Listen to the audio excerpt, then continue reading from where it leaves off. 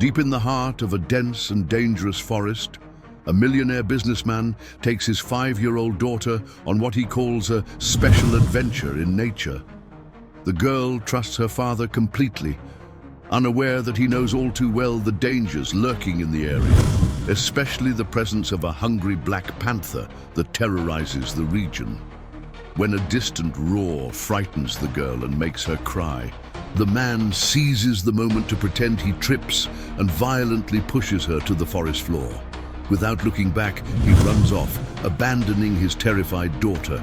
The black panther, drawn by the child's cries, emerges from the shadows with glowing yellow eyes, when suddenly a majestic white horse gallops between the trees. What this brave animal does next is surreal. Before we continue, if you, like us, love animals, subscribe now so you don't miss any moving stories. Thank you. Let's get back to our story. The smell of damp earth filled little Sophia's nostrils as she held her father's hand tightly, her big, curious eyes observing the giant trees that rose like the columns of a natural temple around them. The pink backpack on her shoulders swayed gently with each step, carrying her most precious treasures. A worn-out rag doll, a few cookies Grandma had baked the day before, and a drawing she had made especially for this adventure. "Daddy, the trees here are so big," Sophia murmured, her sweet voice echoing among the green canopies. "Do they touch the sky?" Edward Pierce adjusted the collar of the dress shirt he had insisted on wearing even for this hike, his cold eyes scanning the dense vegetation with a calculating precision that drastically contrasted with his daughter's innocence. He knew this region better than he'd care to admit. He had studied every trail, every danger, every predator that inhabited these green depths. "Don't be silly, Sophia. Trees don't touch the sky," he replied with poorly disguised impatience, pulling the child's hand more forcefully than necessary. "Come on, we need to reach our destination."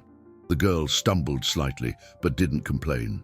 At 5 years old, she had learned not to question her father's harsh words, even when they hurt her sensitive heart. Instead, she turned her attention to the fascinating sounds of the forest, the melodious song of birds, the whisper of the wind through the leaves, and something more distant that she couldn't identify. "Grandma said you were going to show me pretty things in the forest," Sophia commented, trying to lighten her father's dark mood. "Why, she said it would be our special adventure." Edward felt a tightness in his chest as he remembered the conversation with his mother the night before. The old woman had been exhausted, her grey hair disheveled, her trembling hands holding a cup of tea that had long gone cold. "I can't take care of her anymore, Edward," she had whispered, tears rolling down her wrinkled face. "I'm sick. I have no strength left. You need to take responsibility." But taking responsibility was not part of Edward's plans, not with Beatrice, his new wife, constantly pressuring him about that complication from his past. The socialite couldn't tolerate Sophia's existence, seeing the child as an obstacle to the perfect image she had built for the couple. "Deal with it, Edward," were her cutting words. "I can't be seen as the stepmother to a child that isn't even mine." "Daddy, are you okay?" Sophia asked, noticing her father's expression had grown even darker. "Your eyes look sad." Edward forced a smile that didn't reach his eyes. "I'm fine, honey. Just focused on our walk." They continued along the winding trail, delving deeper and deeper into the dense vegetation. Sophia observed everything with fascination. Small, colorful wildflowers blooming between the rocks, butterflies dancing in the air, filtered by the tree canopy, and strange tracks in the mud that sparked her childish curiosity. "Daddy, what animal made these marks?" she asked, pointing to large, deep impressions in the damp ground. Edward knew those tracks well. He had spent weeks studying the reports of attacks in the area. He knew exactly what kind of predator left marks like those.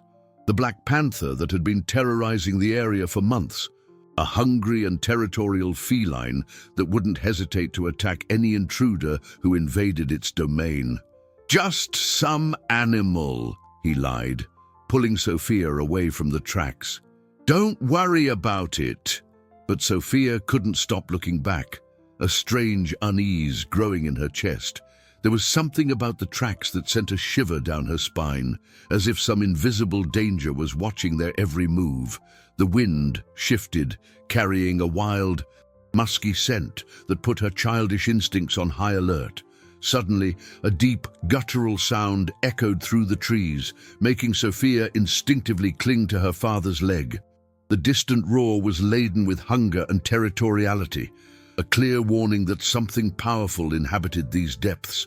Sophia's small hands trembled, and she looked up at her father, expecting to find protection and comfort. Instead, she saw something that made her blood run cold. A cold, calculating smile on Edward's lips, as if that menacing sound was exactly what he had been waiting to hear. Sophia felt her blood freeze as she watched her father's expression. That smile wasn't the same one he used when she told him about her mischief, or when they played together in rare moments of affection. This one was different, cold as the wind rustling through the trees, filled with a satisfaction she couldn't comprehend, but that awakened a primal fear in her little heart. "Daddy!" Her voice came out as a hesitant whisper. "Did you hear that noise?" Edward looked down at his daughter, and for a brief moment, his mask of false fatherhood almost slipped. Seeing the genuine fear in Sophia's brown eyes, a pang of something that might have been conscience pierced his chest. But the image of Beatrice appeared in his mind. With her designer dress and her venomous words, "Choose, Edward. It's either her or me. I can't have my reputation stained by a child that isn't even mine." "Don't worry, honey," Edward replied, his voice forcedly gentle. "It must just be the wind in the trees." But Sophia was no fool. At 5, she had already developed a special sensitivity for when adults were lying. There was something in the way her father avoided her gaze, in the tension of his shoulders, in the way his fists clenched and unclenched nervously. The same behavior he showed when arguing with Beatrice on the phone, thinking she was asleep. They continued walking, and Sophia noticed that her father seemed to know these trails very well. He didn't hesitate at forks in the path, didn't consult maps or a compass. He simply moved forward with the confidence of someone who had walked this way many times before.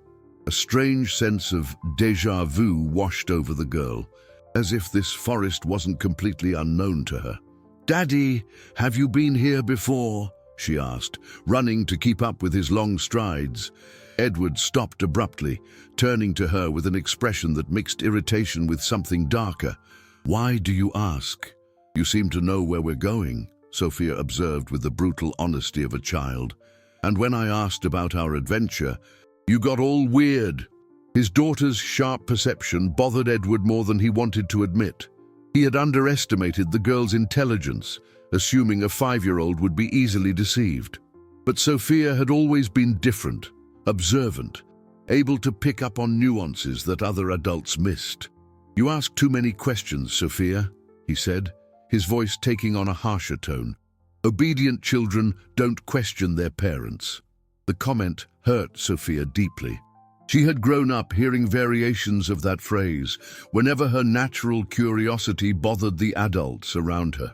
Grandma was the only one who never made her feel bad for wanting to understand the world, who answered her questions with patience and love. Thinking of her grandmother, Sophia remembered the strange conversation she'd overheard the night before. She had gotten out of bed for a drink of water when she heard muffled voices coming from the living room. Grandma was crying, and Daddy was saying something about having no choice and solving the problem once and for all. At the time, she hadn't understood what it meant, but now, in the middle of this dark forest, the words took on a sinister weight. "Did Grandma know you were bringing me here?" Sophia asked, her small voice echoing among the trees. Edward felt a cold sweat run down his forehead. The old woman had been craftier than he'd thought. When she'd come to him, desperate and out of resources, he thought he'd found the perfect solution. Convincing her he would take Sophia on a special trip into nature had been easy. The woman was so exhausted, she'd accepted anything that seemed like temporary relief. Of course she knew, he lied. It was her idea. But Sophia noticed the hesitation in his response. the way her father's eyes darted to the side. Grandma always said that the eyes were the windows to the soul, and that liars couldn't hold a gaze. Her father was lying. She was sure of it. A new roar echoed through the forest, closer this time, causing the birds to fall abruptly silent.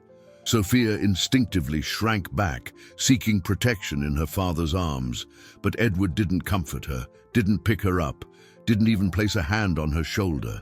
Instead, he looked toward the sound with an expectation that made Sophia's stomach churn. "Daddy, can we go home?" she whispered, tears beginning to form in her eyes. "I'm scared." Edward stared at her for a long moment, and Sophia saw something die in his eyes. Any trace of paternal love was extinguished, replaced by an icy determination that made the girl instinctively back away. "No, Sophia," he said with a terrible calmness. "We haven't reached our destination yet." The coldness in her father's voice made Sophia feel as if a block of ice had lodged in her stomach. She had never heard that tone before, that terrible calm that seemed to come from a very dark place inside the man who was supposed to protect her. Her small legs trembled, and she had to lean against the rough trunk of a tree to keep from falling. "But Daddy, I want to go home," she insisted, her voice sharp with fear. "And I want to see Grandma." Edward didn't answer immediately. His eyes scanned the surrounding vegetation as if looking for something specific. He knew this area well. He had studied every detail in the reports he'd bought from local guides. Here, just a few yards ahead, was where the Black Panther's preferred territory began. The tracks became more frequent, the scratches on the trees deeper, and the musky scent more intense. "Your grandmother asked me to bring you here." He lied again, but this time his voice carried a cruelty that made Sophia flinch. "She said you need to learn to be more independent." Sophia knew that wasn't true. Grandma always said she was still too little to be alone, that she needed care and protection. The old lady could barely let her play alone in the backyard, let alone in a dangerous forest. But something in the way her father spoke made the girl realize that contradicting him would be a mistake. They continued walking, and Sophia noticed the forest was changing. The trees seemed denser, the ground damper, and there was a strange silence that made her feel watched. Small animals that had been common at the start of the trail now seemed to have vanished, as if they knew this area was dangerous. "Daddy, why is it so quiet here?" she asked, her voice barely a whisper. Edward stopped and looked around with satisfaction. This was exactly the spot he had chosen after weeks of meticulous planning. Here, the panther often hunted during the day, especially when hungry. The reports described brutal attacks, prey that vanished without a trace, leaving only bloodstains on the foliage. "Maybe the animals are sleeping," he answered, but there was a note of expectation in his voice that made Sophia shiver. The girl looked at the trees around her and noticed something that made her swallow hard. There were deep scratches on the trunks, marks that looked like they had been made by enormous claws. Some of the marks were fresh, with sap still oozing from the wounds in the wood. Her childish instinct screamed danger, but she didn't know how to express this fear. "Daddy, what animal made these marks?" she asked, pointing to the scratches with a trembling hand. Edward followed his daughter's gaze and smiled. Perfect. The marks were exactly what he had hoped to find, confirmation that they had reached the right place. The panther was marking its territory, establishing its presence in this area. It wouldn't be long before it appeared. "Must have been a big cat," he said, trying to sound casual. "Don't worry, they usually run away when they see people." But Sophia didn't feel reassured. There was something in the way her father looked at those marks, a satisfaction that didn't match his supposedly comforting words. She began to realize that perhaps her father wasn't there to protect her, but for some very different reason. A twig snapped nearby, making them both turn toward the sound. Sophia instinctively moved closer to her father, but he took a step to the side, maintaining his distance. The girl's heart pounded when she realized he wasn't concerned for her safety. "Daddy, aren't you going to protect me?" she asked, her voice breaking with emotion. Edward looked at her with an expression she would never forget. For a moment, his mask of deceit fell away completely, revealing the cold, calculating man behind the paternal facade. He didn't answer her question, simply continued walking, leaving Sophia a few steps behind. The girl stood still for a moment, trying to process what she had seen in her father's eyes. It wasn't love, it wasn't concern, it wasn't even indifference. It was something much worse. A cruel determination that made her childhood world begin to crumble. When she finally followed him, Sophia noticed her steps made strange echoes in the silent forest.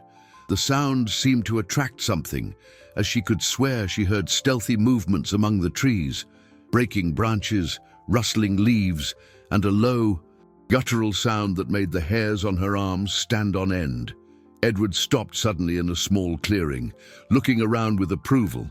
It was the perfect spot, surrounded by dense vegetation, with multiple escape routes for him, but no obvious exits for a small child. He turned to Sophia with a smile that didn't reach his eyes. "We're here, honey," he said, his voice laden with a sinister finality. "And now our real adventure begins." Sophia looked around the clearing and felt a primal fear take over her small body.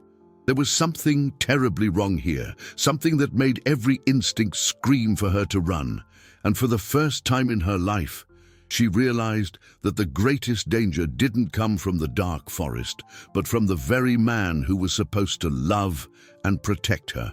Sophia remained motionless in the center of the clearing, her large eyes scanning every shadow, every movement among the leaves.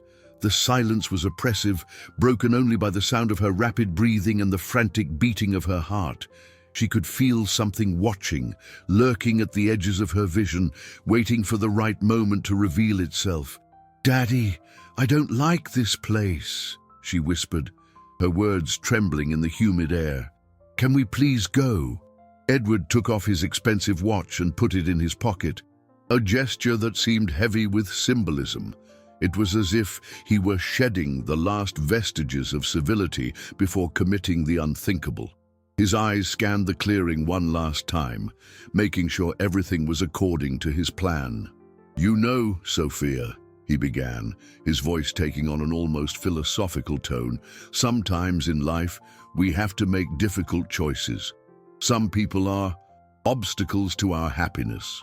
The girl didn't fully understand the words, but the icy tone made her stomach clench. She had heard that same coldness when her father spoke on the phone with business associates, when he discussed contracts or fired employees. It was the voice he used when someone became disposable. "I don't understand, Daddy," she said, taking a hesitant step toward him. "Are you talking about me?" Edward didn't answer directly. Instead, he began to circle her, like a predator studying its prey. Sophia turned to follow his movements, a growing unease taking over her small being. "Beatrice is right, you know," he continued, as if talking to himself. "A child can really complicate a man's life, especially when that man has a reputation to uphold, a demanding wife, a political future to consider." Sophia felt tears welling up in her eyes. She knew that name, Beatrice, the beautiful woman her father had brought home a few times, who looked at Sophia as if she was something dirty, unwanted, the woman who whispered in her father's ear when she thought no one was looking. "Daddy, don't you love me anymore?" The question came out as a sob, filled with all the innocence and pain a 5-year-old could feel. For a moment, something like remorse flickered in Edward's eyes. He remembered when Sophia was born, how his heart had filled with an unexpected tenderness, holding her for the first time. He remembered her first steps, her first words, the way she would run into his arms when he came home from work. But then the image of Beatrice imposed itself again, with her demands, her veiled threats, her promise of a perfect life if they just got rid of this complication. And beyond that, there was the social pressure, the whispers about a single businessman raising a daughter alone, the speculation about his personal life that could harm his business. "Love is a luxury we can't always afford," he finally replied, his voice hardening to a degree that made Sophia recoil. At that moment, A low, menacing growl echoed through the clearing. It wasn't the wind, nor the song of birds, but something far more primitive and dangerous. Sophia turned toward the sound, her small body trembling with fear, and that's when she saw it. From the shadows of the trees, two yellow eyes glowed with predatory intensity. The Black Panther had arrived, drawn by the human scent and the sounds in the clearing. Its muscular body moved with a deadly grace, each step calculated, each movement as fluid as shadow itself. Sophia let out a sharp cry of terror, instinctively running to her father for protection. But when she turned, she discovered something that froze her blood. Edward was smiling. Not a smile of relief or determination, but an expression of sinister satisfaction, as if the predator's arrival was exactly what he'd been hoping for. "Daddy!" she screamed, clinging to his leg. "The animal! Daddy! The animal is here!" Edward looked down at the daughter clinging to his leg, and with a sharp, deliberate motion, he shoved her away. Sophia fell onto the damp forest floor, dirtying her pink dress and scraping her knees on the rocks. The physical pain was nothing compared to the emotional agony of realizing her father had rejected her in her moment of greatest peril. "Daddy," she whispered from the ground, looking up at him with utter incomprehension. Edward took several steps back, consciously distancing himself from his daughter. The panther had now fully emerged from the shadows, its sleek, black body standing out against the green foliage. The feline sniffed the air, its keen senses detecting the fear emanating from the child. "Sometimes," Edward said, his voice taking on a tone of false sorrow, "accidents happen in the woods, especially with small children who wander away from their parents." Sophia looked from her father to the panther, her young mind struggling to process the unimaginable betrayal she was witnessing. The man, who should have loved and protected her above all else, was deliberately delivering her to the deadliest danger she had ever faced. The panther took a step toward Sophia, its muscles tensing in preparation for the attack. The girl cowered on the ground, her small hands fumbling for something to defend herself with, but finding only damp leaves and twigs too small to be of any use. Edward watched the scene with a terrible calm, as if he were watching a movie instead of witnessing what could be the last moments of his own daughter's life. He was already mentally rehearsing the story he would tell, how Sophia had wandered off during their walk, how he had searched for her desperately, how he had found only evidence of a savage attack. "Goodbye, Sophia," he murmured, turning to leave. "May your death look like a convincing accident." The sound of Edward's retreating footsteps echoed through the clearing like a death sentence.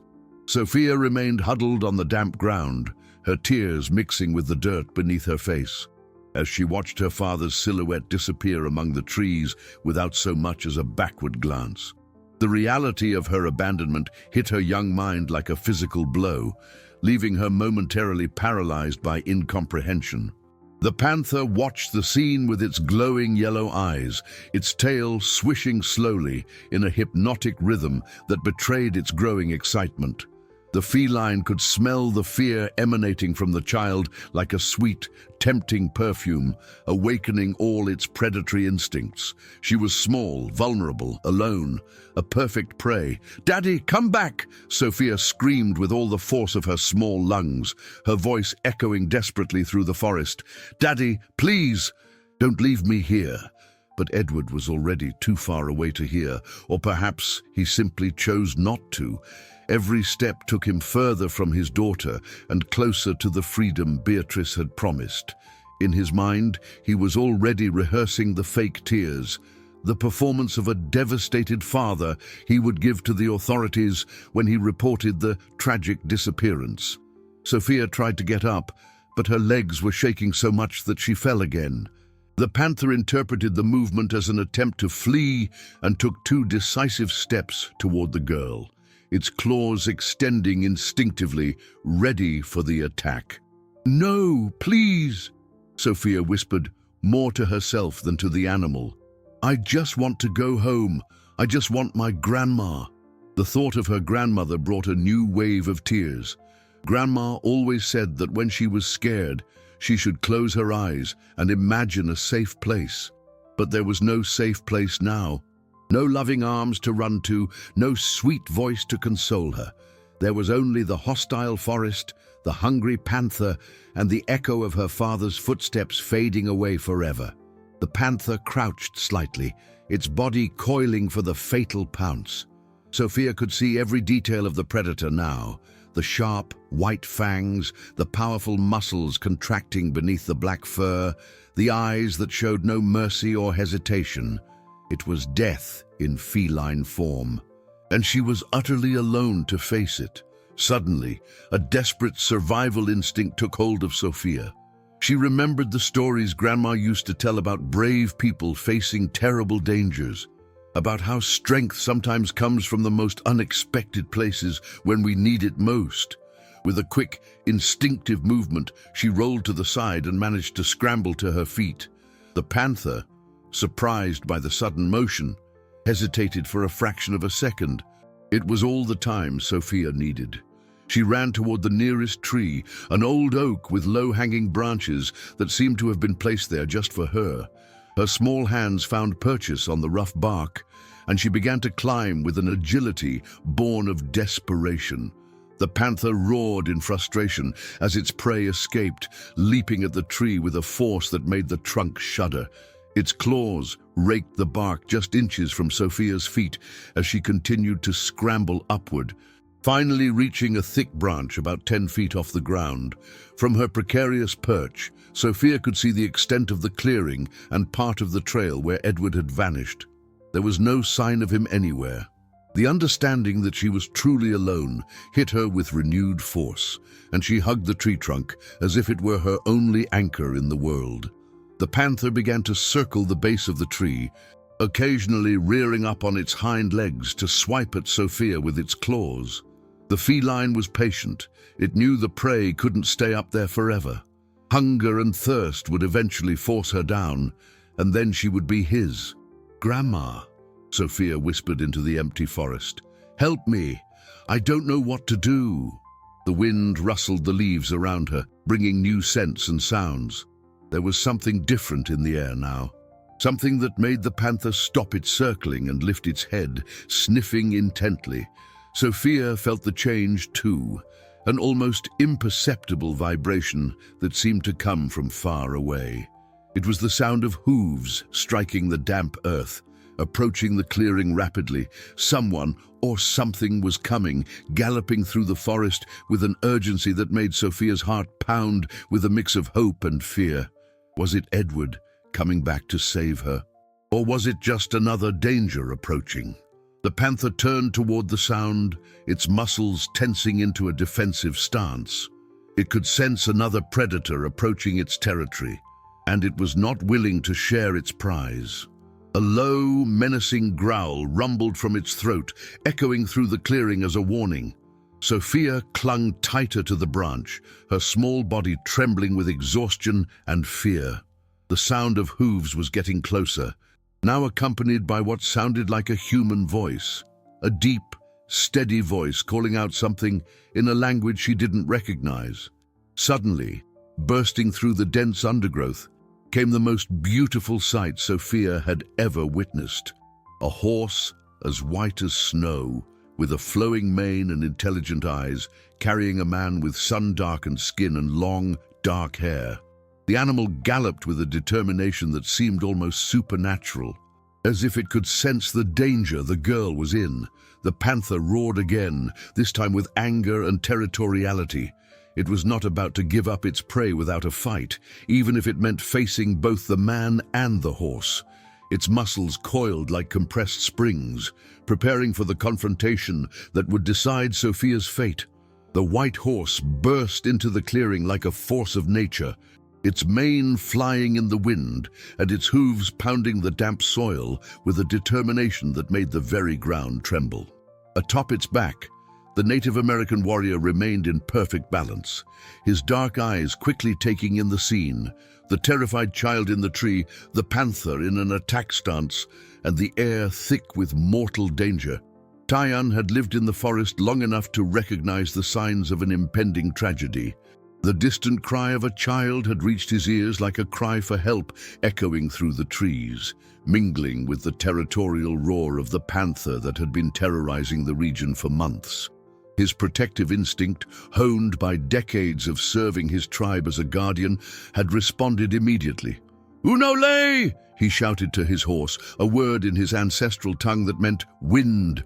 The animal understood instantly, positioning itself between the panther and the tree where Sophia clung desperately. The panther turned to face the intruders, its yellow eyes glowing with a primal fury. It had been hungry for days, and this small child represented an easy meal it was not willing to abandon. Roaring with the full force of its powerful lungs, the feline prepared to attack the horse that dared to challenge it in its own territory. Sophia watched the scene from her precarious position, barely able to believe her eyes. The man on the horse didn't seem scared or hesitant like her father had been. There was something in his posture, in the way he moved in harmony with the animal, that radiated a confidence born from years of living in communion with the wild. Tyan leaped from the horse with an agility that seemed to defy the laws of physics, landing silently on the forest floor. In his hands, he held a dark wooden bow, polished by use and adorned with tribal symbols that seemed to pulse with a life of their own. A quiver full of arrows hung from his shoulders, each projectile carefully crafted with bone tips as sharp as razors. "Little one," he called out softly in English, his deep voice carrying a calm that gave Sophia a flicker of hope. "Stay quiet in the tree. I will handle this." The panther interpreted the words as a provocation, roaring again before launching itself at Tyan with a speed that turned its body into a black blur. But the warrior was ready. Years of hunting and being hunted in the forest had honed his reflexes to an almost supernatural level. He rolled to the side at the last moment, the panther passing so close he could feel the heat of its body and smell the musky scent of its fur.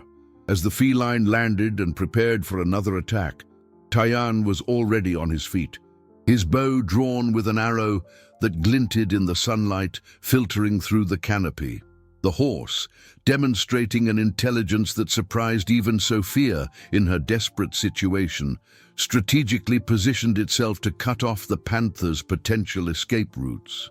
Unole was not just a trained animal, but a true partner, able to anticipate the warrior's moves and act in perfect sync. "You should not be here, Sister Panther," Tyan said calmly, keeping his bow aimed but not yet firing.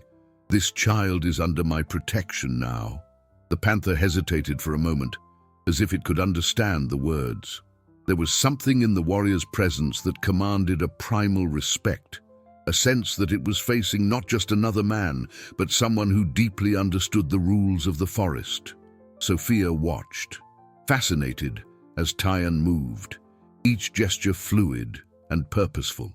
He showed none of the fear she had seen in her father, nor the cold cruelty that had shocked her so deeply.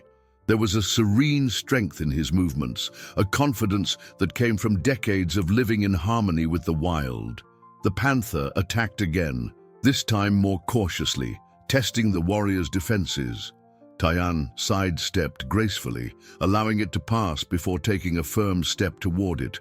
The sound of his bare feet on the forest floor was almost inaudible, yet it carried an authority that made the panther retreat slightly. "I do not wish to harm you," Tyan murmured, more to himself than to anyone else, "but I will not allow you to hurt an innocent child." At that moment, something unexpected happened. An even louder roar echoed through the forest, coming from a completely different direction. The panther whipped its head around, its instincts alerting it to the presence of another predator in its territory. It was a male, larger and more aggressive, drawn by the female's roars and ready to fight for dominance. Tyan immediately recognized the shift in the situation. The female panther, which moments before had been focused on Sophia, now found herself torn between multiple threats. She glanced one last time at the child in the tree, then at the warrior and his horse, and finally in the direction of the approaching roars. With a final cry of frustration, the panther decided the situation had become too complicated. It backed away slowly, keeping its eyes fixed on Tyan, before disappearing between the trees to confront the invading male who dared to challenge its territory. Sophia let out a sigh of relief so deep she nearly fell from the branch. Her small hands were shaking violently, and she could feel tears of gratitude streaming down her face. The mysterious man had saved her life, appearing at the very moment when all seemed lost. Tyan put away his bow and walked calmly to the base of the tree, holding out his arms to Sophia. "You can come down now, little one," he said with a kindness that contrasted dramatically with the firmness he had shown before the panther. "You are safe." But Sophia hesitated, looking around the empty clearing. "Where's my daddy?" she asked, her small voice laden with a pain that made Tyan's heart ache. "He left, and he left me here all alone." Sophia's words echoed through the clearing like a physical blow to Tyan's chest. In his 50 years of life, having witnessed both the beauty and the cruelty of human nature, he thought nothing could shock him anymore. But the devastating simplicity with which this 5-year-old child described her abandonment left him momentarily speechless. "Your father left you here?" he asked softly, trying to keep his voice calm as he held out his arms to help her down. "Alone in the forest." Sophia climbed down carefully, her small arms trembling with exhaustion and trauma. When her feet touched solid ground, she clung instinctively to Tyan's leg, as if he were the only solid thing in a world that had become completely unstable. "He said it was our special adventure," she whispered against the rough fabric of his pants. "But then he got weird. Said things I didn't understand, and when the animal came, he pushed me and ran away." Tyan felt a wave of primal anger rise in his chest, a fury he hadn't felt in decades. As a warrior of his tribe, he had sworn to protect the innocent, but he had never imagined he would need to protect a child from her own father. The betrayal was so profound, so unnatural. It defied everything he believed about family bonds. "What's your name, little one?" he asked, kneeling to meet her gaze. "Sophia," she answered, her voice trying to be brave but trembling with contained fear. "My daddy's name is Edward. He's rich and important, but today he was very different." Tyan watched the girl's face intently as she spoke. There was a broken innocence in her eyes, a premature understanding that the world was not the safe place she had believed it to be. But there was also a resilient strength, a spark of survival that impressed him. "Sophia is a beautiful name," he said gently. "It means wisdom. I am Tyan, and this is my friend U-No-Le." He gestured to the white horse, which approached and lowered its head to sniff curiously at the child. "He's so big," Sophia murmured, but she showed no fear. There was something comforting in the animal's calm presence, as if it radiated the same protection as its owner. Tyan began to walk slowly around the clearing, his trained eyes reading the signs left on the ground as if they were pages in a book. The tracks told a clear story. A grown man walking deliberately to the center of the clearing, a child following hesitantly, then signs of a scuffle, and finally, the man's tracks leading away alone. "Sophia," he said carefully, "can you tell me exactly what your father said?" "Every word you can remember." The girl closed her eyes for a moment, as if replaying the scene. "He talked about hard choices, about people who are obstacles." She struggled with the word. "He said a child can complicate life and that sometimes accidents happen in the forest." Every word confirmed the terrible suspicions forming in Tyan's mind. It wasn't impulsive abandonment or negligence. It was planned, deliberate, an attempted murder disguised as an accident.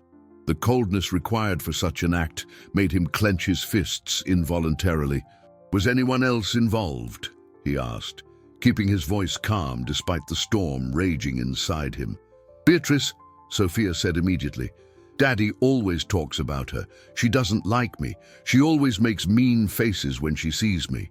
Once I heard her tell Daddy that I was a problem that needed to be solved. The final piece of the puzzle clicked into place for Tyann.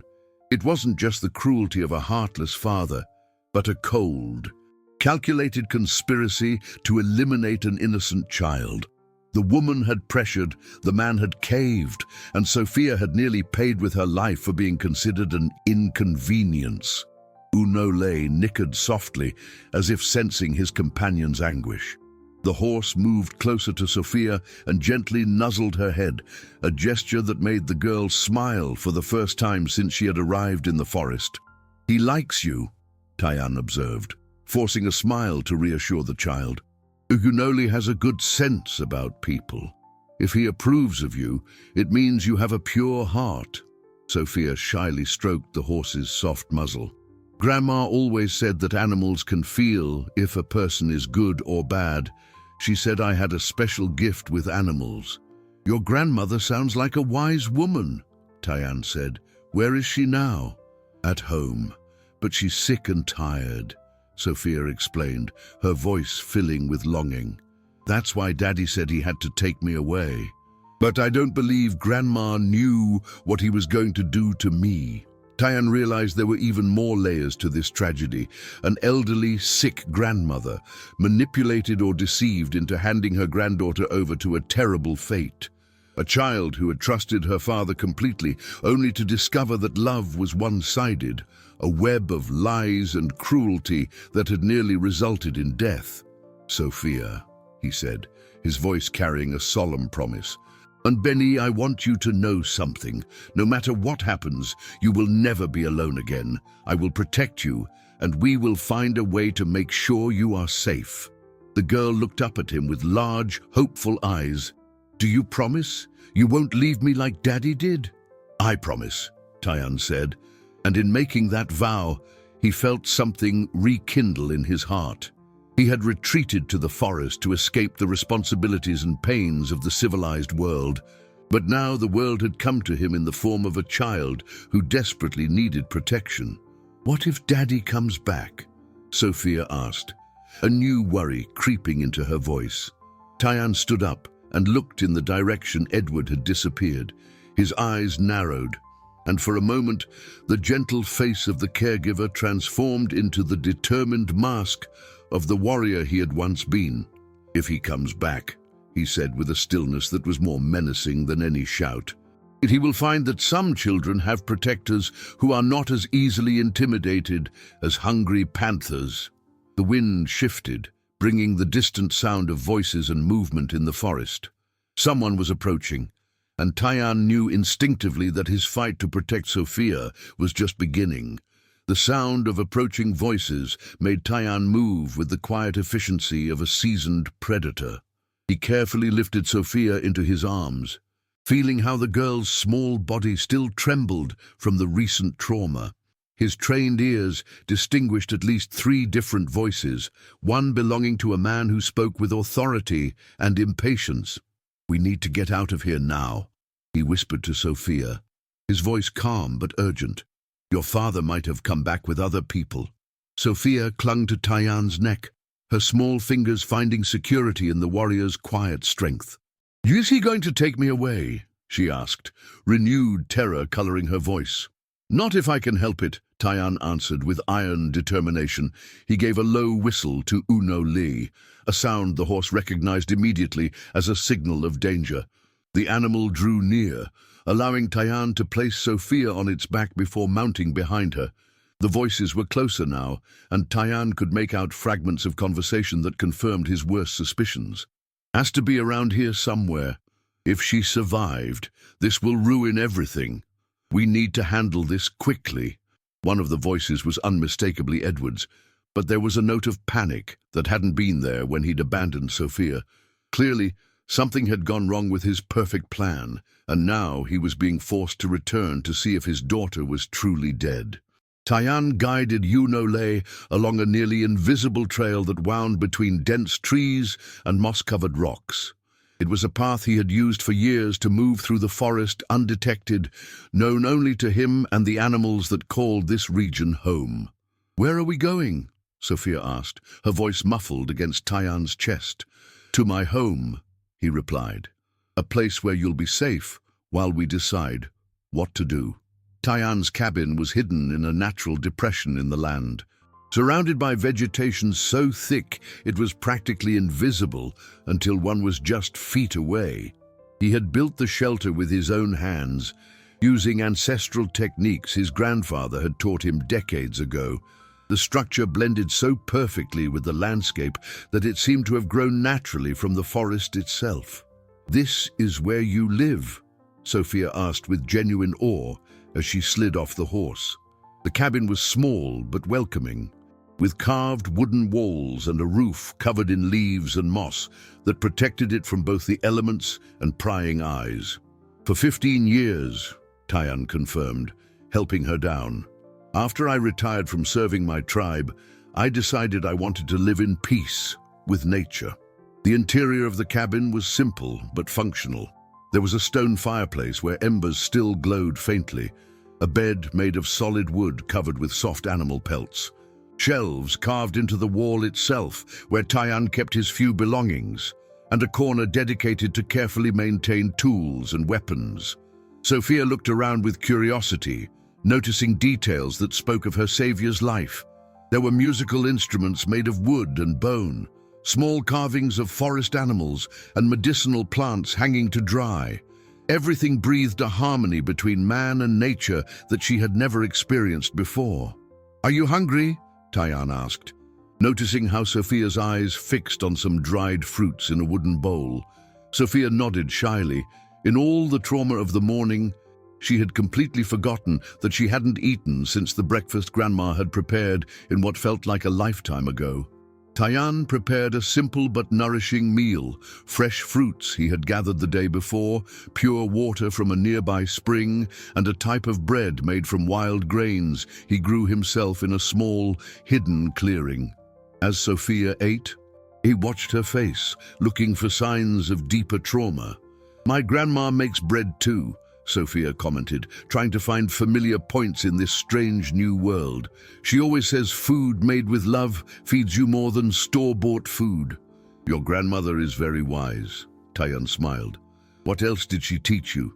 Sophia brightened a little as she spoke about the person she loved most in the world. "She taught me to recognize plants that heal and plants that hurt. She said nature has a remedy for everything, if you know where to look. And she taught me that every animal has a soul, and we must respect them." Tyan nodded in approval. "It seems you already know important things about living in harmony with the forest. That will help you feel at home here."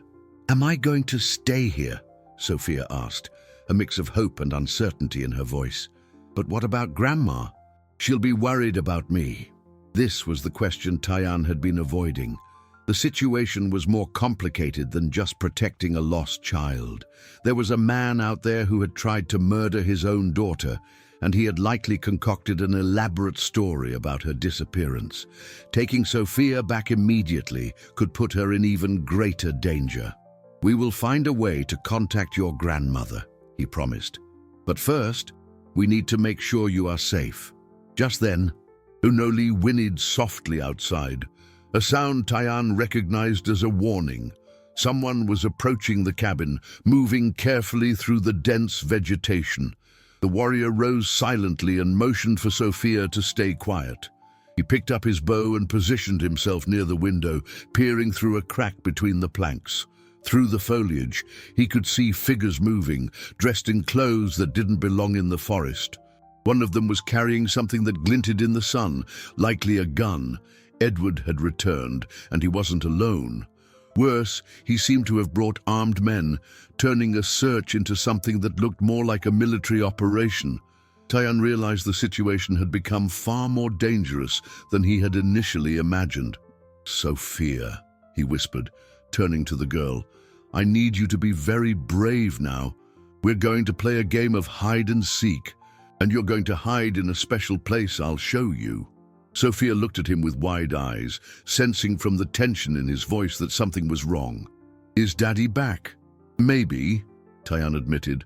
"But remember my promise. I won't let anything bad happen to you."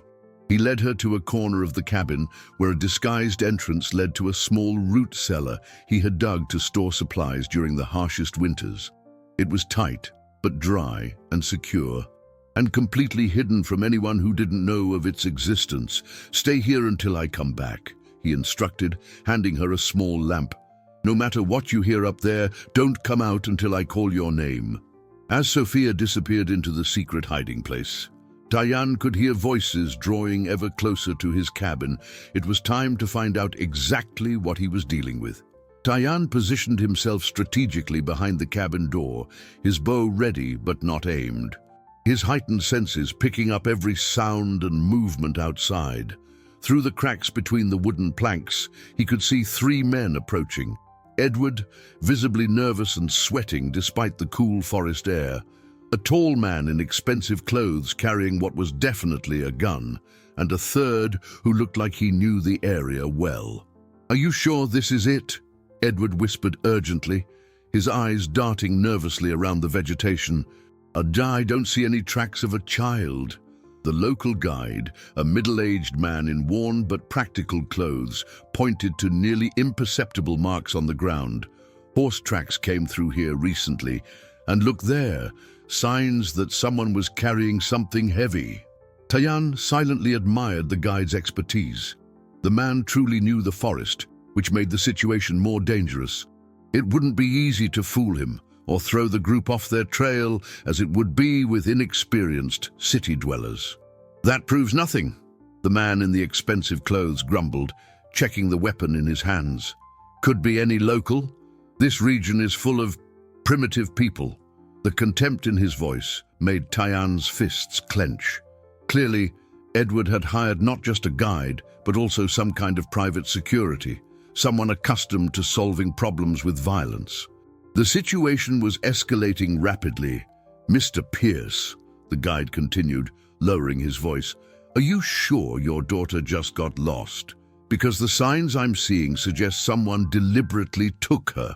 Edward became visibly uncomfortable with the question. "Of course I'm sure. I was desperately searching for her when you arrived. How could you suggest otherwise?" But Tyann could see through the act. Edward was lying through his teeth. And the experienced guide clearly suspected something.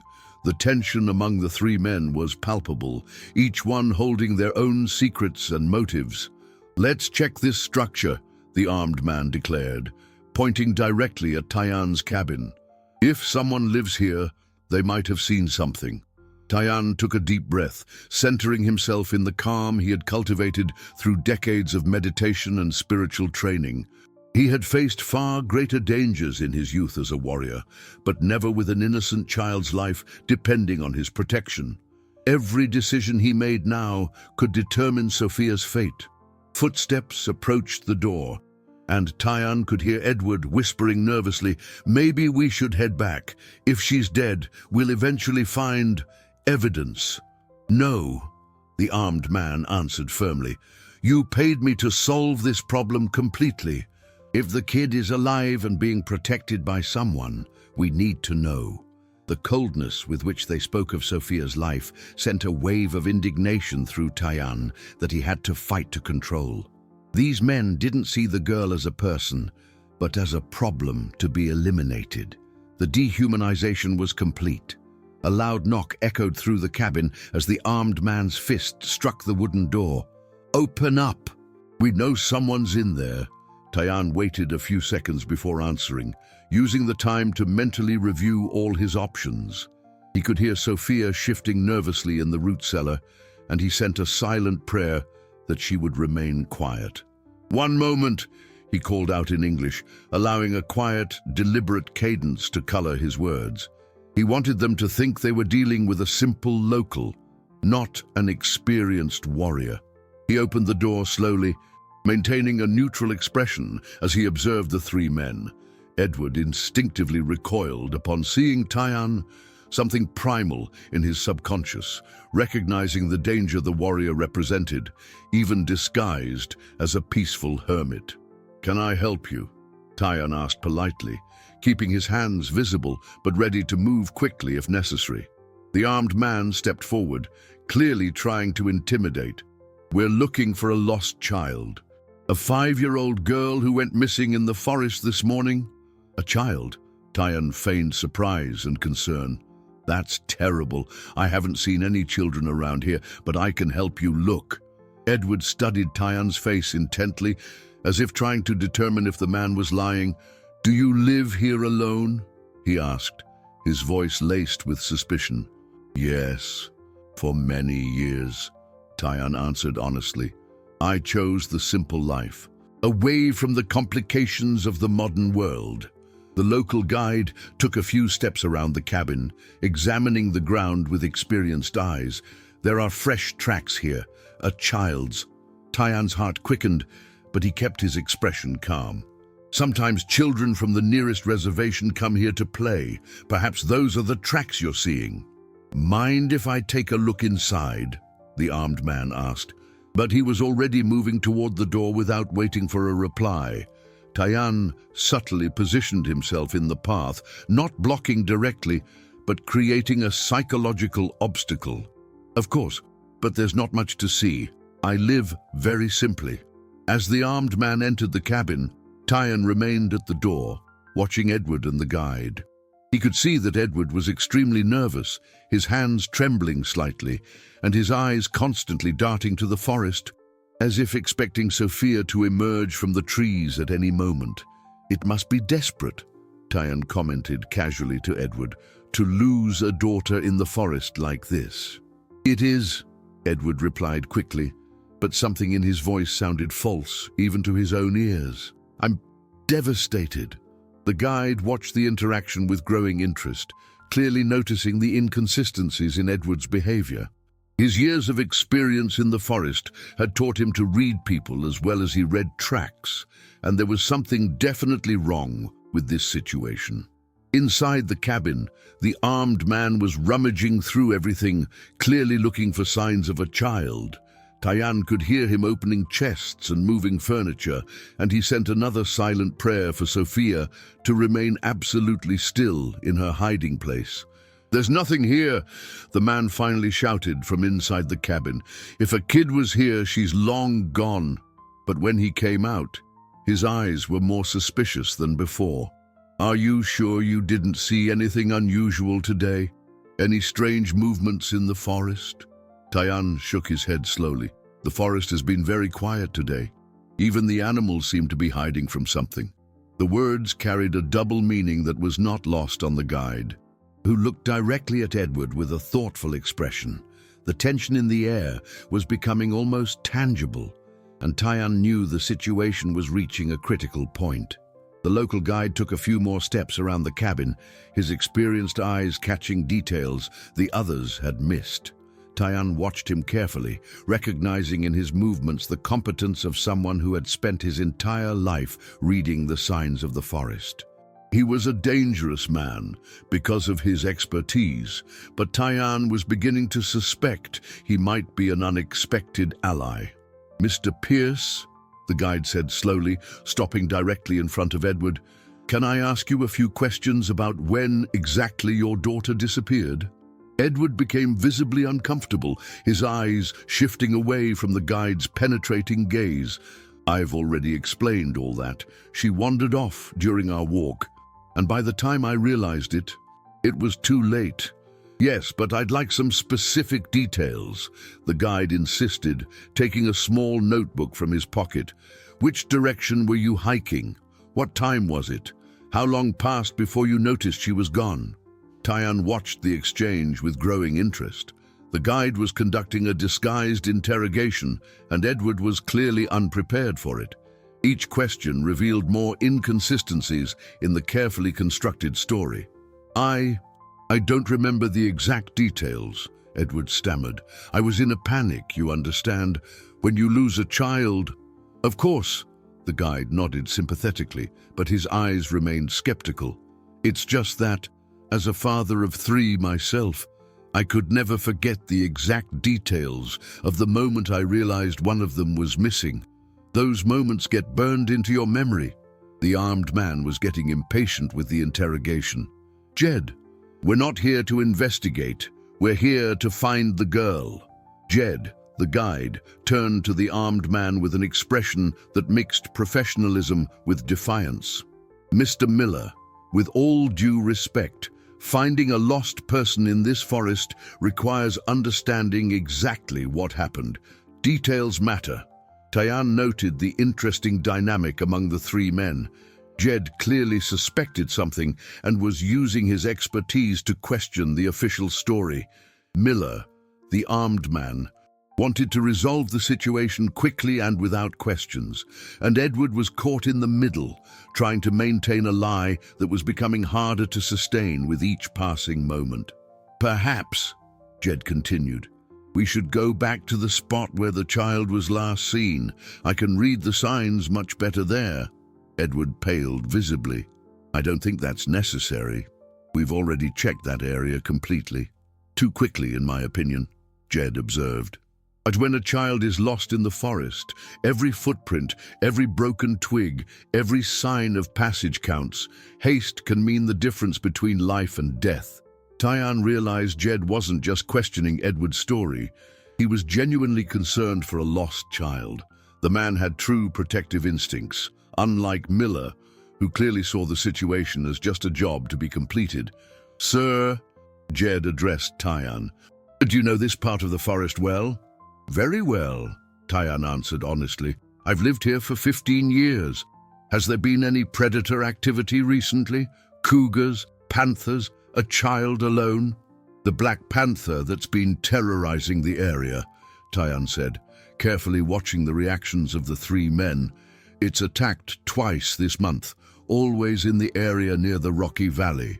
Edward flinched involuntarily at the mention of the panther, a reaction that did not go unnoticed by Jed. It was a strange response for a father who supposedly didn't know about the specific dangers of the region. The rocky valley, Jed murmured, making notes. That's a long way from the main trail. A lost child wouldn't get there by accident. Unless, Miller interrupted impatiently, she was taken by someone. Tyann kept his expression neutral, but inwardly admired how Miller had inadvertently planted the seed of an alternative theory that could protect Sophia. If they believed she had been kidnapped, they might stop looking for a body in the forest. Kidnapped? Jed seemed genuinely shocked. But who would do that out here? This region is too isolated for... Exactly why, Miller said, clearly improvising. Perfect place to hide someone. Edward was growing increasingly agitated with the direction of the conversation. His simple story of a lost child was becoming complicated in ways he hadn't anticipated. Each new theory created potential investigations that could expose his involvement. Maybe we should contact the authorities, Jed suggested. If there's a possibility of kidnapping, this is beyond my expertise. No, Edward exclaimed far too quickly, making everyone look at him. I mean, it's still too early. Kids get lost in the woods all the time and turn up unharmed. Jed stared at him directly. Mr. Pierce, with all due respect, your daughter is 5 years old and has been alone in a forest with dangerous predators for over 6 hours. Every minute that passes decreases the chances of finding her alive. The last word, alive, made Edward shudder. He had planned for Sophia to be dead long ago, for his problem to have been solved by nature. The possibility that she was still alive, being protected by someone, made everything infinitely more complicated. Sir, Jed addressed Tyann again, if a child were lost in this area, where would she naturally go? Where would she seek shelter? Tyann carefully considered his answer. Children look for places that seem safe, large trees to climb, rocks to hide behind, maybe small caves. But in truth, a scared child usually moves in the opposite direction of danger. And where would the danger be? Jed asked. The panther's territory is mainly in the rocky valley and the dense forest to the south, Tyan explained, pointing in the opposite direction of his cabin. A smart child would instinctively move north toward the more open areas. It was a carefully constructed lie, designed to divert the search away from his refuge. Jed nodded thoughtfully, clearly considering the logic. "That makes sense," he murmured. "We should focus our search on the areas to the north." Miller looked impatiently at his watch. "We've wasted enough time talking.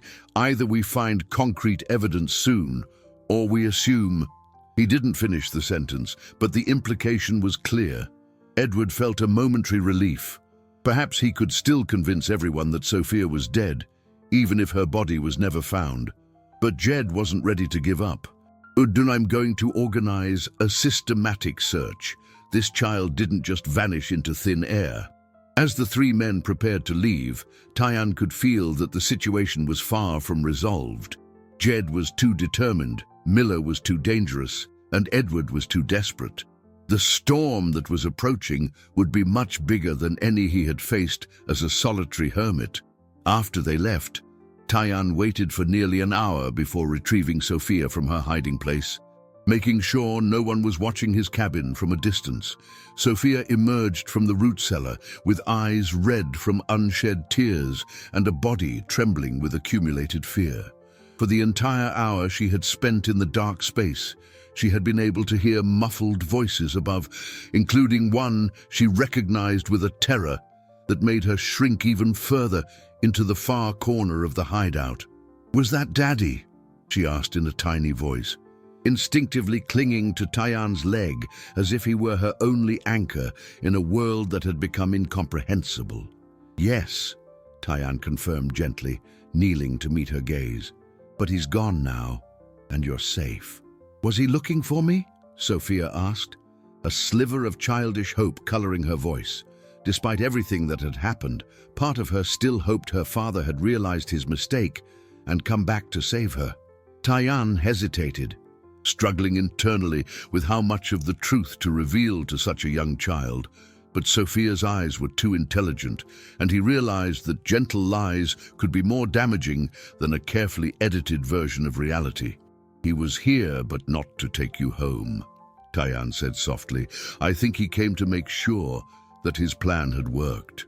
Sophia processed these words with the seriousness of someone much older.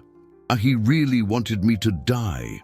The devastating simplicity of her conclusion made Tyan's heart ache.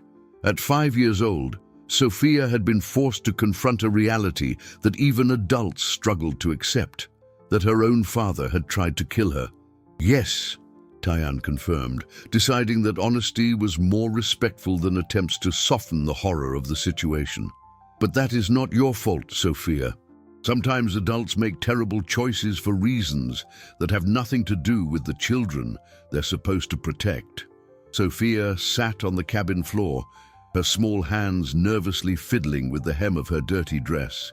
"Grandma always said that family is sacred, that daddies and mommies always love their children, no matter what. Your grandmother was right about how it should be," Tyan explained, sitting beside her. But not all adults can love the way they're supposed to. That is their failing, not yours." "So I don't have a family anymore?" Sophia asked, and for the first time since arriving in the forest, her voice broke completely into sobs. Tyan gently pulled her into his arms, feeling the weight of the responsibility he had taken on. "You have your grandmother, who loves you very much, and now you have me, if you'll have me. Family isn't just who you're born to. Sometimes it's who chooses to stay and protect you." As he comforted Sophia, Tyan reflected on the conversation he had overheard among the three men. Jed, the guide, clearly suspected something was wrong with Edward's story. The man had shown genuine protective instincts and enough expertise to be dangerous to anyone trying to hide the truth. "Sophia," Tyan said after her sobs subsided, "I need to ask you some important questions. Do you remember other things your father said or did that seemed strange?" Sophia wiped her eyes and thought carefully. "He knew the way very well, like he'd been here before. And when I heard him talking to Grandma, He said something about solving the problem once and for all. Every detail Sophia revealed painted an ever clearer picture of premeditation. Edward hadn't just impulsively abandoned his daughter, he had meticulously planned her murder, studying the region, the dangers, the escape routes, and the woman, Beatrice. Tayan continued to probe. Did you ever hear her talk about you directly? Once, Sophia remembered, her voice growing even quieter. I was hiding on the stairs and I heard her tell Daddy that I was an obstacle to their new life, that no one would suspect an accident in the forest. The words of a 5-year-old had become devastating evidence of a conspiracy to commit murder. Tayan realized he wasn't just dealing with a desperate father, but with a couple who had coldly planned to eliminate an innocent child for social convenience. At that moment, Yuno lay nickered softly outside, alerting him to a new approach. Tayan stood and peered out the window, surprised to see only one figure approaching, Jed, the guide, alone and on foot. It seems the man who asked smart questions has returned, Tayan murmured to Sophia. He's coming alone this time. Is he dangerous? Sophia asked, preparing to retreat to her hiding spot. I don't know yet, Tayan admitted, but I'm about to find out. He hid Sophia behind a thick fabric curtain that divided the cabin and went to answer the door. Jed was standing a few yards away, his hands visible and empty, a serious but non-threatening expression on his face. May I come in? Jed asked directly.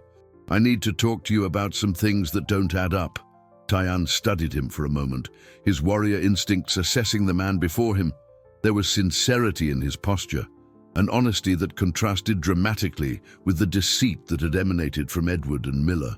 Come in, Tayan decided, stepping aside.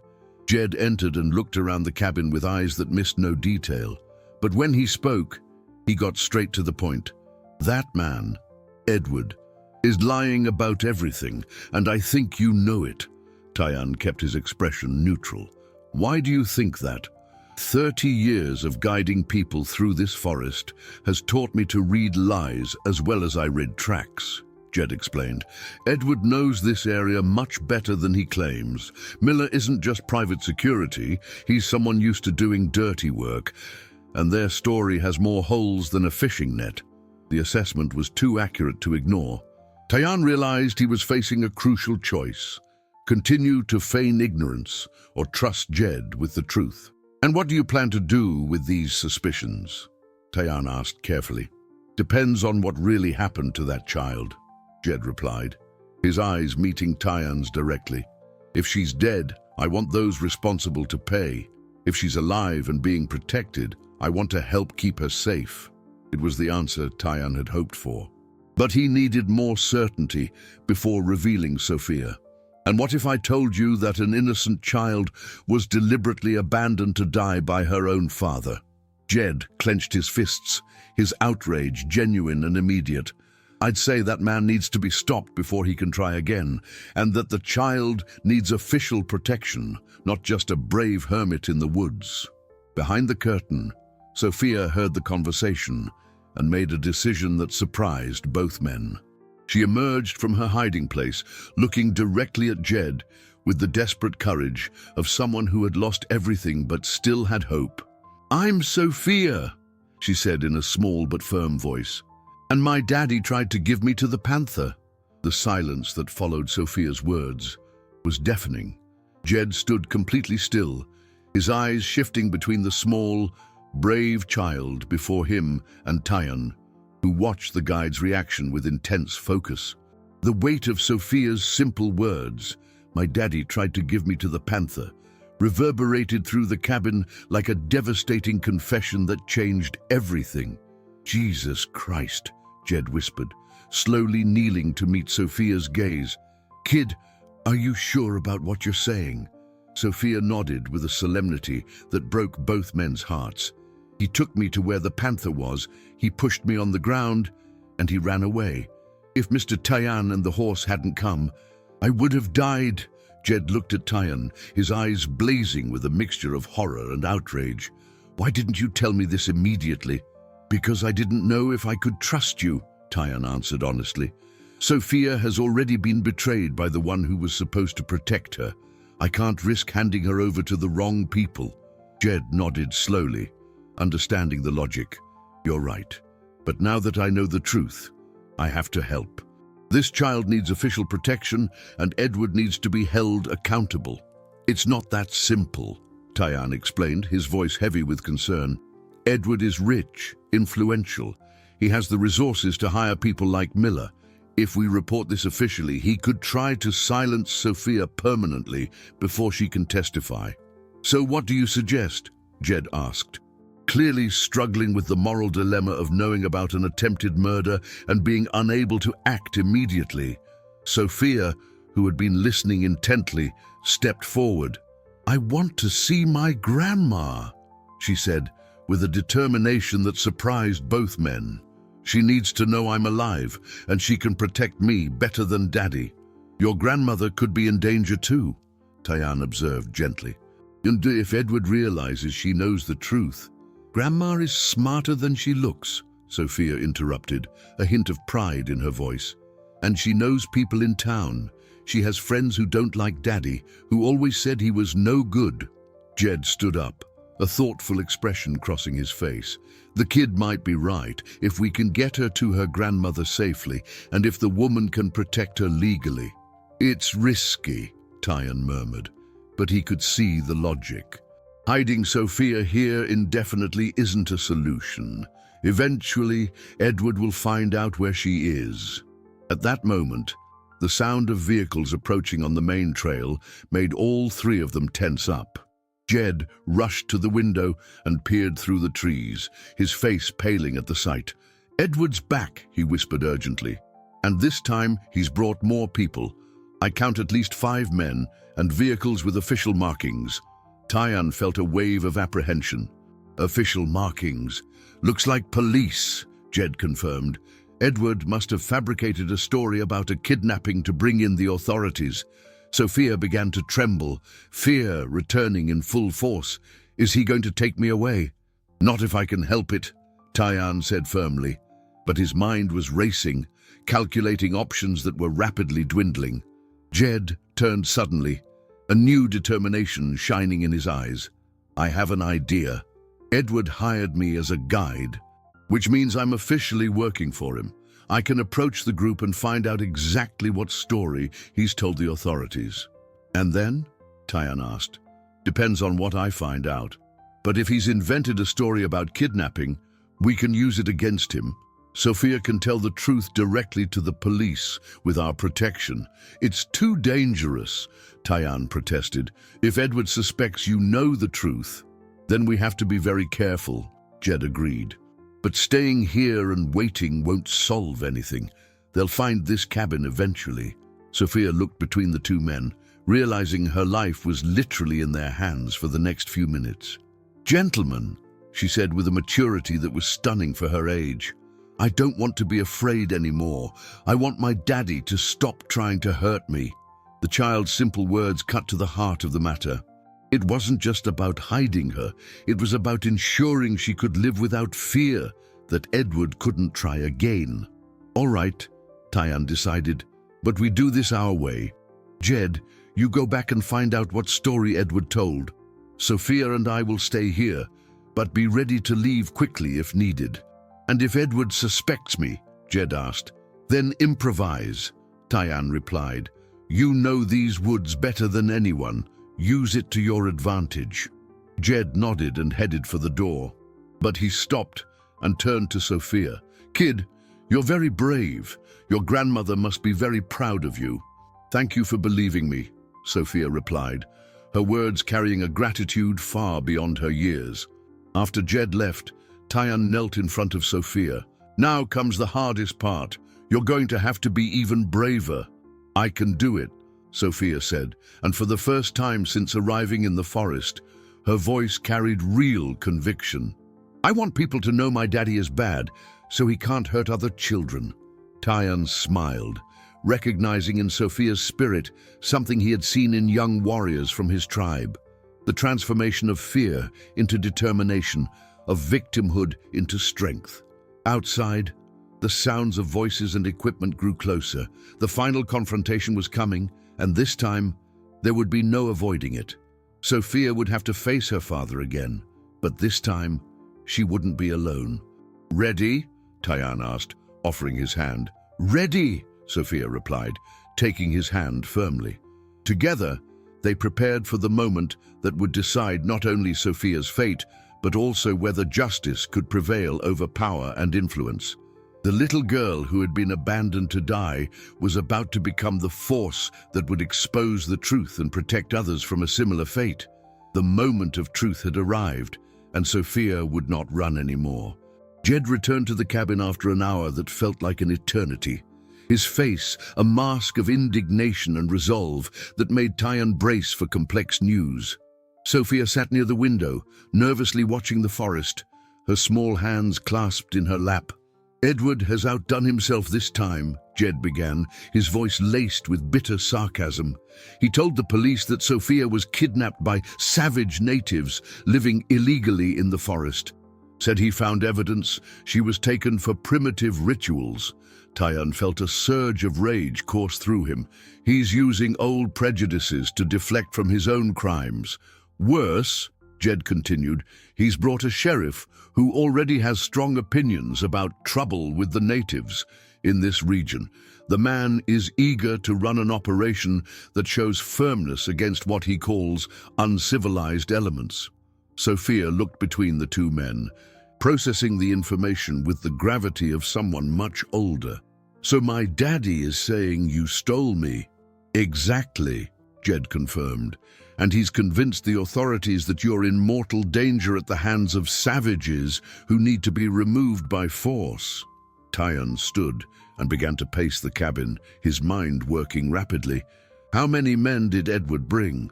6 deputies, plus Miller and 2 other armed men he hired as private security, Jed answered. "They're preparing to surround this area and conduct a rescue operation." "A rescue operation that will turn into an accident," Tyan murmured, grasping Edward's diabolical strategy.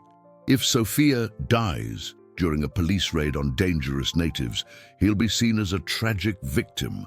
Sophia stood up from her chair, her eyes shining with a determination that stunned both men. "I'm not going to let you get hurt because of me. I'm going to talk to the police." "It's too dangerous," Tyan protested. "Edward could try to silence you before you can speak." "Then we have to be smarter than him," Sophia declared, a courage born of desperation coloring her voice. "You said the truth is stronger than lies, right?" Jed looked at the girl with growing admiration. "She's right. If we can get her to speak directly to the sheriff, away from Edward's influence." "How?" Tyan asked, still skeptical of any plan that exposed Sophia to danger. "I've known the sheriff for years," Jed explained. "Sheriff Brody is stubborn and prejudiced, but he's fundamentally honest. If a 5-year-old girl looks him in the eye and tells him her story, he'll listen." Tyan considered the options.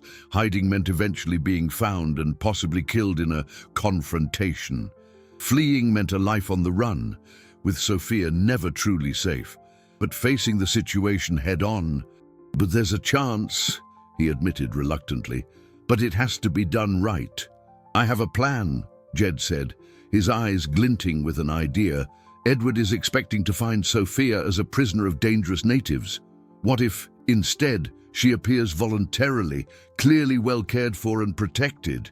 Sophia understood immediately. "If I walk up talking normally, it won't look like I was kidnapped." "Exactly," Jed confirmed.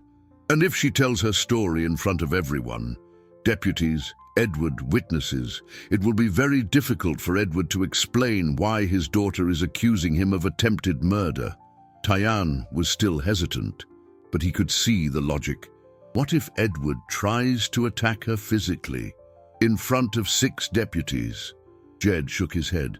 He may be a lot of things, but he's not stupid enough to commit open violence against a child in front of the authorities. Sophia walked over to Tyan and took his large hand in her small ones. "Mr. Tyan, you taught me to be brave. Now I need to use that bravery to stop my daddy." The simplicity and determination in Sophia's words touched something deep in the warrior's heart. He had spent 15 years avoiding responsibility, but now he faced a situation where his protection wasn't enough. Sophia needed justice. All right, he decided, but we do this very carefully. They spent the next hour planning every detail. Sophia would rehearse exactly what she would say, Jed would position himself for support, and Tayan would remain nearby but visible, demonstrating he was not a threat. When the time came, Sophia was nervous but determined. She had changed out of her dirty dress into clean clothes. Tayan had improvised, combed her hair, and washed her face. It was important that she look cared for, not mistreated. "Do you remember everything?" Tayan asked as they approached the makeshift camp where Edward and the authorities were waiting. "Yes," Sophia answered, her voice firm. "I tell the truth, the whole truth, and nothing but the truth." When they emerged from the vegetation, the ensuing silence was absolute. Edward went pale at the sight of Sophia, alive and seemingly well, his careful calculations crumbling instantly. The deputies looked confused, glancing between the calm child and the dramatic stories they had heard about kidnapping and savage rituals. "Sophia," Sheriff Brody asked tentatively, "are you all right, child?" "Yes, sir," Sophia replied clearly.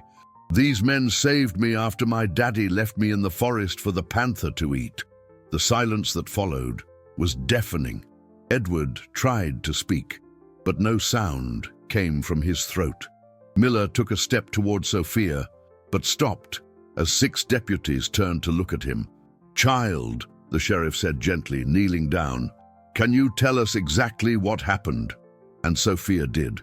With the devastating honesty of childhood, she recounted every detail, her father's lies, the arrival in the clearing, the deliberate push, the calculated abandonment.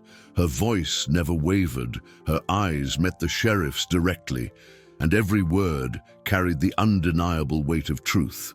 When she finished, the sheriff turned slowly to Edward, who was now visibly trembling. "Mr. Pierce, what do you have to say about these accusations?" Edward opened and closed his mouth several times, but no lie could form.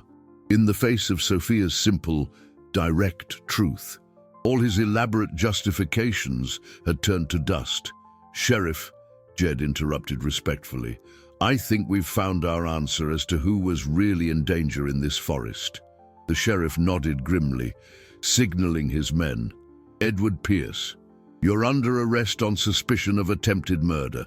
As the handcuffs clicked around Edward's wrists, Sophia felt not satisfaction, but a profound sense of relief. Finally, the nightmare was over, and the truth had prevailed over power and influence. 6 months later, Sophia rode Unole along the familiar forest trails, her crystal-clear laughter echoing through the trees like music to Tayan's ears.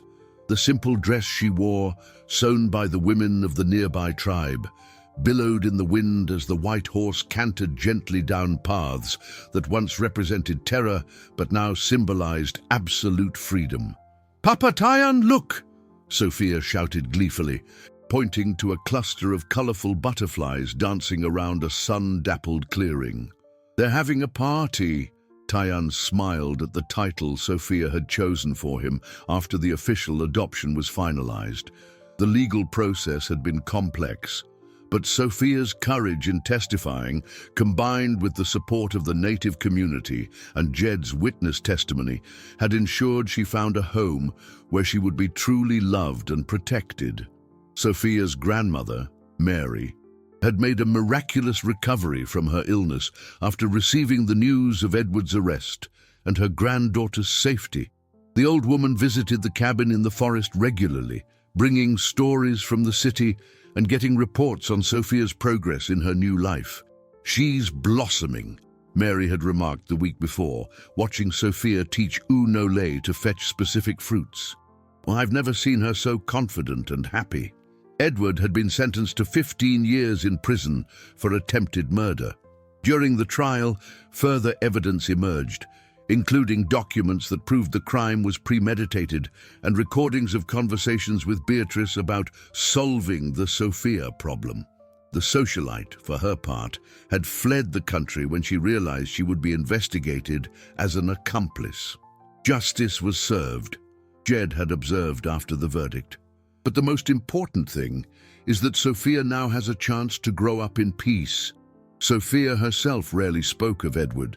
When asked about her biological father, she would simply say, "That man made bad choices, but now I have a real father who loves me." Her capacity for healing and forgiveness impressed all the adults around her.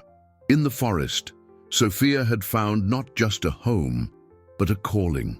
Tyann discovered she had a natural gift for communicating with animals and an impressive intuition for medicinal plants.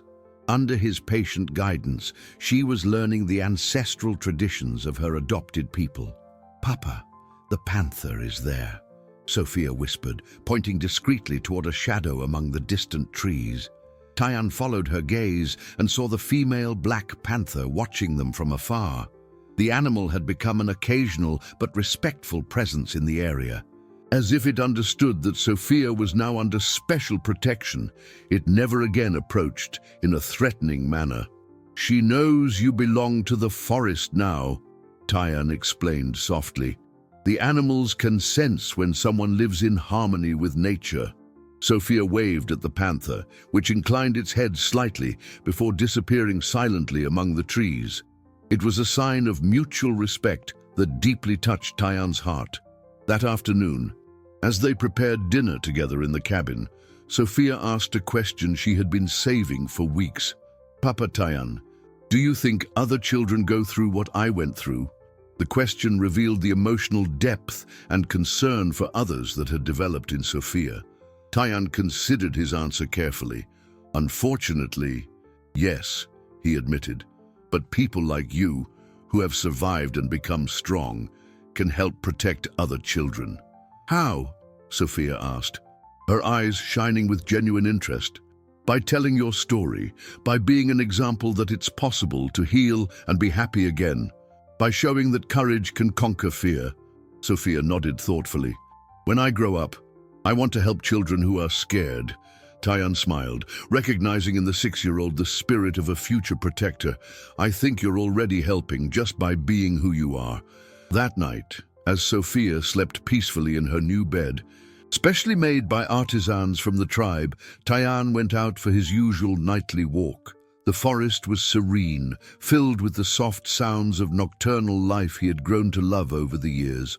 He reflected on how his life had changed since that fateful day he heard a child's cry in the forest. His solitary, peaceful existence had been transformed into something far richer and more purposeful. Sophia hadn't just found a new family. She had given him a new reason to live. Jed visited regularly, bringing news from the outside world and taking stories of Sophia's new life back to the townspeople who took an interest in her well-being. He had become more than a friend. He was part of the extended family that had formed around the girl. "You know," Jed had remarked recently, "I think Sophia saved us as much as we saved her. She reminded us what's really important in life." It was true. Sophia's presence had brought renewed purpose to the lives of all who knew her. Her ability to love despite betrayal, to trust again despite disillusionment, and to find joy despite trauma was a living lesson in the resilience of the human spirit. As he walked back to the cabin, Tyann could hear Sophia talking in her sleep, telling her doll a story about a white horse that saved lost children. He smiled, realizing she was processing her own experience through hopeful narratives. The cabin was quiet when he entered, but it was a silence filled with peace and contentment. Sophia was safe, loved, and blossoming. The forest that had once been a scene of terror was now her sanctuary of growth and discovery. Outside, Unole nickered softly, as if standing guard over his human family.